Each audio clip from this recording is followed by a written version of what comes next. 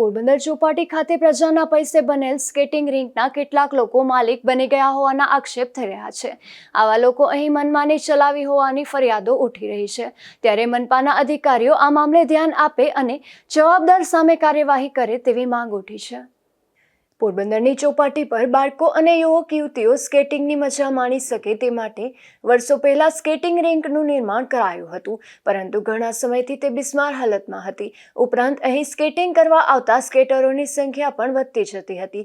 આથી સ્વર્ણિમ જયંતિ ગ્રાન્ટમાંથી તેનું નવીનીકરણ કરવા અને તેને વધુ પહોળી કરવા માટે રેલિંગ નાખવાની કામગીરી રૂપિયા 20 લાખના ખર્ચે કરાઈ હતી। નવીનીકરણ થઈ જતા ગત તારીખ 9 એપ્રિલ 2023ના રોજ આગેવાનો અને સુધરાઈ સભ્યોની ઉપસ્થિતિમાં તેનું લોકાર્પણ કરવામાં આવ્યું હતું।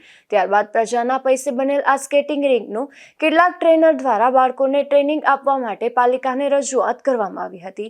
ત્યારે તેઓને પાલિકા દ્વારા વિનામૂલ્યે બાળકોને તાલીમ આપવા માટે ફાળવાઈ હતી, પરંતુ હાલ કેટલાક કોચ તેના માલિક બની ગયા હોય તેમ તેની તાલીમ ચાલુ હોય ત્યારે તેના સ્ટુડન્ટ સિવાય અન્ય કોઈને અંદર આવવા મનાઈ ફરમાવી દેતા હોવાના આક્ષેપો થયા છે અને પ્રજાના પૈસે બનાવેલ આ સ્કેટિંગ રિંકમાં પ્રજાને જ પ્રવેશ પર પ્રતિબંધ ફરમાવતા હોવાનું પણ આક્ષેપ થયા છે।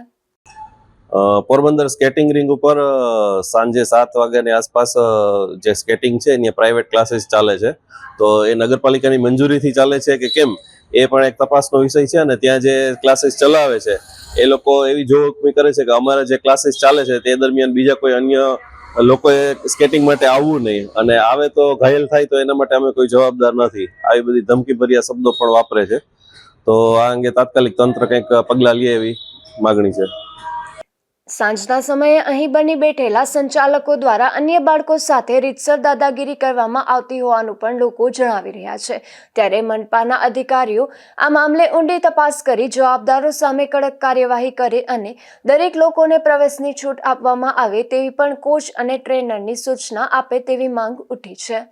નિપુલ પોપટ સાથે અશોક ધાનકી, ગુજરાત ન્યૂઝ, પોરબંદર।